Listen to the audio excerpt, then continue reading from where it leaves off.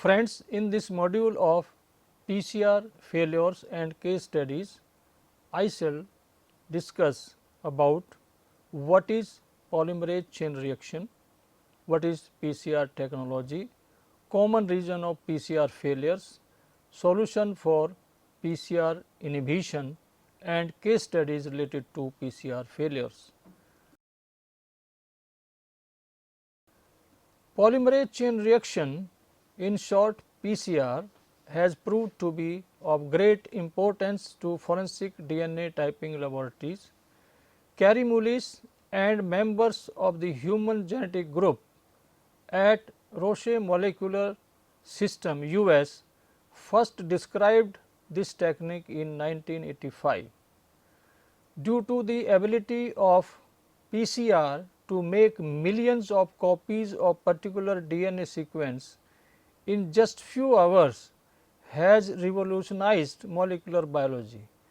DNA amplification with PCR technology is sensitive, rapid and is not limited by DNA quality like other techniques such as RFLP, that is restriction fragment length polymorphism. It is well suited for forensic DNA sample analysis. Now, what are PCR errors? What errors take place while carrying out PCR? Polymerase chain reaction is not always free from errors. There are many factors which cause error and inaccuracies in PCR products. DNA polymerases are used in PCR reactions. Most commonly Taq DNA polymerase is used. These DNA polymerases do not have the ability of proof reading, which results in error in amplification. Probability of occurrence of errors is more in case of greater amplification.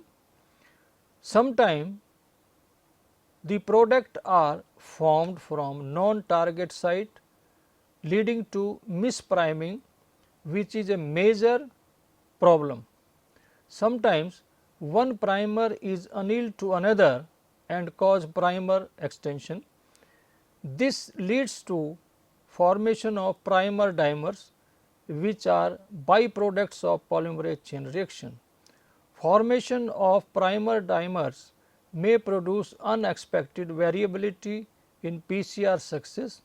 These all factors may lead to PCR failures. Now, what is chain reaction inhibitions? The presence of inhibitors in DNA sample collected from the crime scene affect the PCR amplification process of DNA.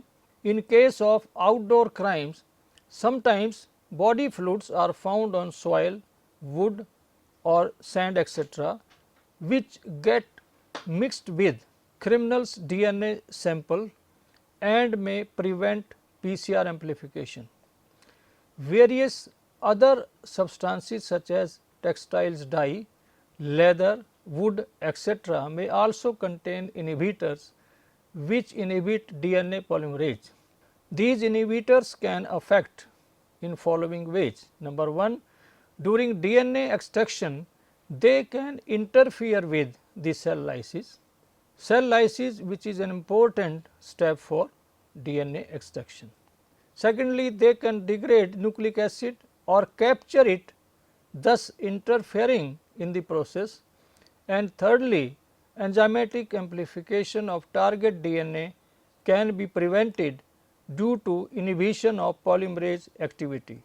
Sometimes substances like hemoglobin from red blood cells or textiles dyes remain in DNA sample throughout the sample preparation and then prevent the PCR amplification by interfering with the polymerase. If amplification of DNA is done with inhibitors such as hematine, then it may lead to loss of alleles from large STR loci or even complete failure of all loci. Partial profiles are produced in case of sample containing inhibitors and produce results which are identical to partial profiles produced in case of degraded DNA samples.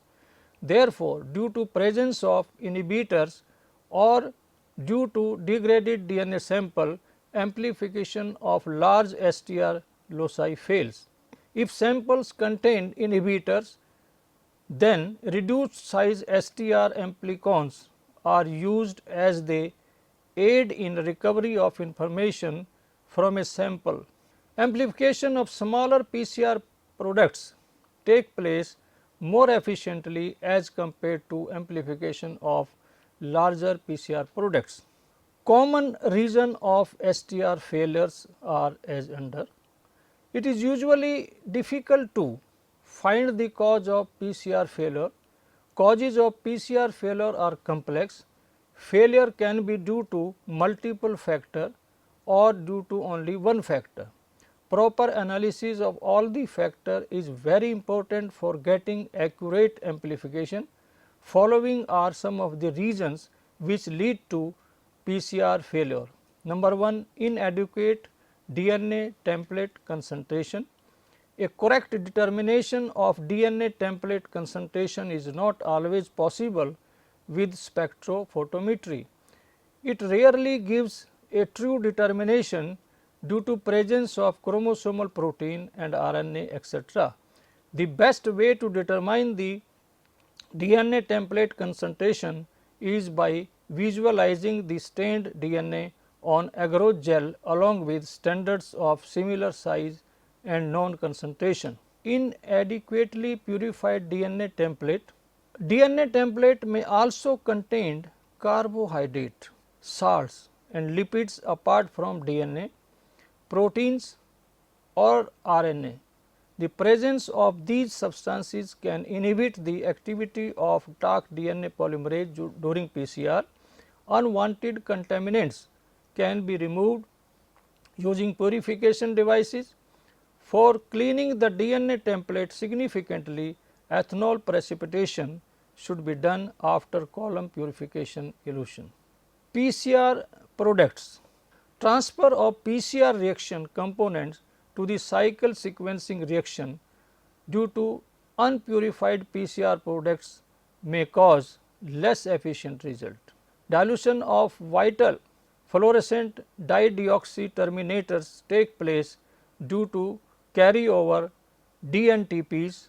If the PCR reaction is non-purified, then it may contain multiple products which can produce multiple reads due to binding with sequencing primer.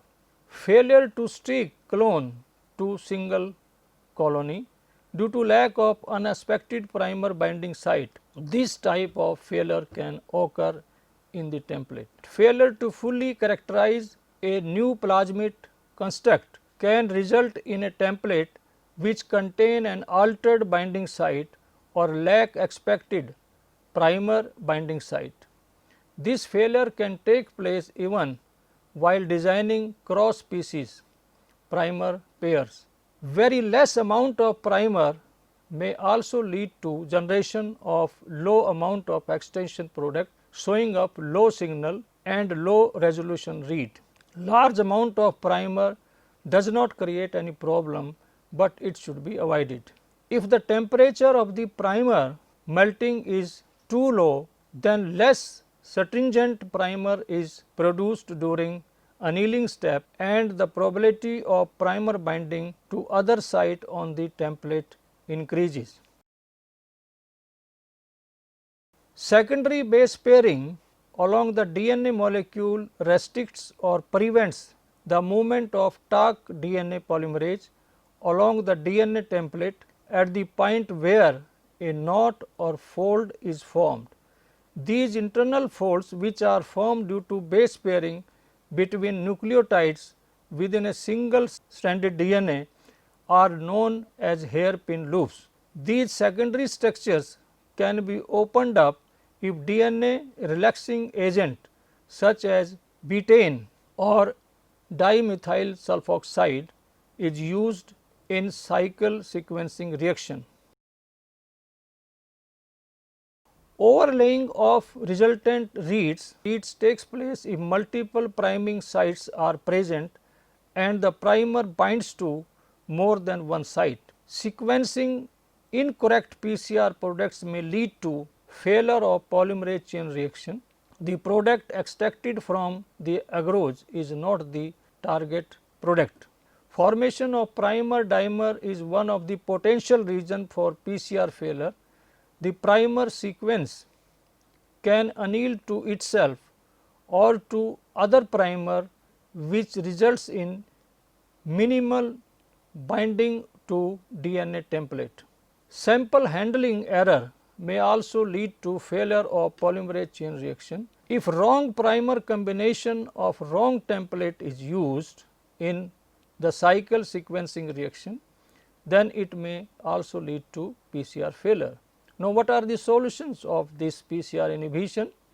For that, proper steps or solution must be undertaken to prevent PCR inhibition. PCR inhibition may lead to polymerase chain reaction failure, producing unreliable and inaccurate results. Following solutions can be used to remove PCR inhibitors or reduce their effect. Number 1, dilution of genomic DNA leads to dilution of PCR inhibitor.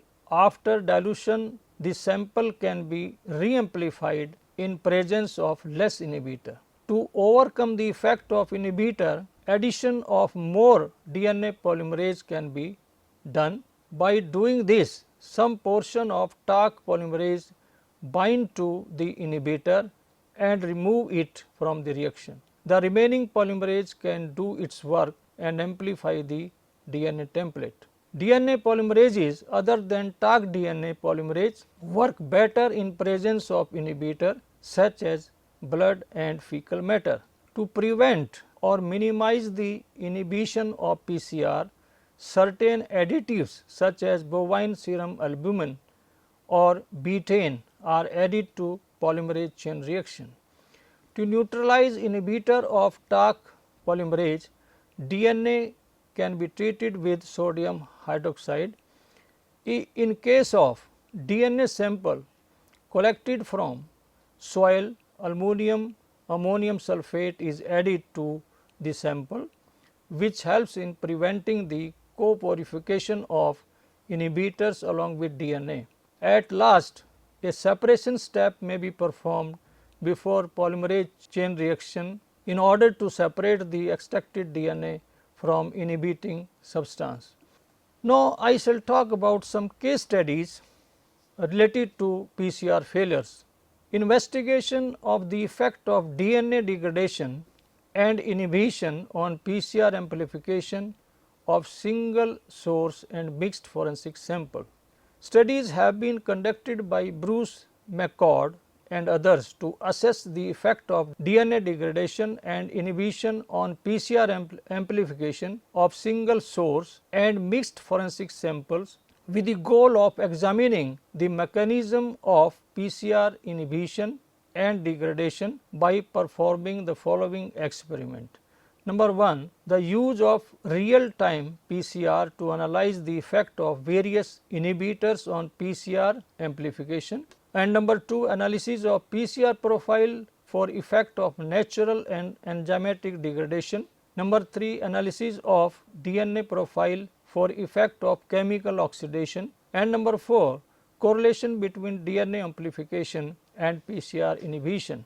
Based upon the experiments, it was concluded that DNA in tissue sample becomes almost unrecoverable due to environmental damage and the template breaks down into small pieces.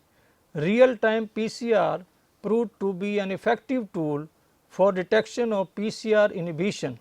Experiments on effect of DNA template sequence, DNA template length and inhibitor concentration showed that PCR inhibitors may have effect on STR results. Taq polymerase is affected by DNA inhibitors. The total amount of DNA produced is reduced, which leads to loss of available template. The sequence or length of DNA also affects inability to bind. Those inhibitors which affect Taq polymerase inhibit the DNA by affecting the largest alleles first, whereas in case of inhibitors which bind to DNA affect smaller and larger allele both. Small sequences or mini STR must be used to improve resistance to PCR inhibition. Improvement should be made according to type of inhibition. Inhibition which is sequence specific may still cause issues with small amplicon. Next is a study of PCR inhibition mechanism using real time PCR was carried out by Kelly, L. Opel and others. They studied the mechanism of PCR inhibition by examining the effect of melting temperature, amplicon length and sequence.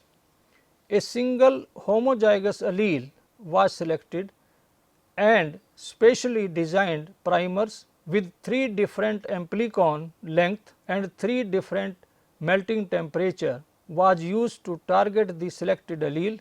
Variable concentration of various inhibitors was added to the reaction mixture to study the effect of PCR efficiency. According to the results, depending upon the type of co-extracted inhibitors, various type of inhibition mechanism can take place during PCR. These inhibition mechanism include Taq inhibition, effect on reaction efficiency and DNA template binding.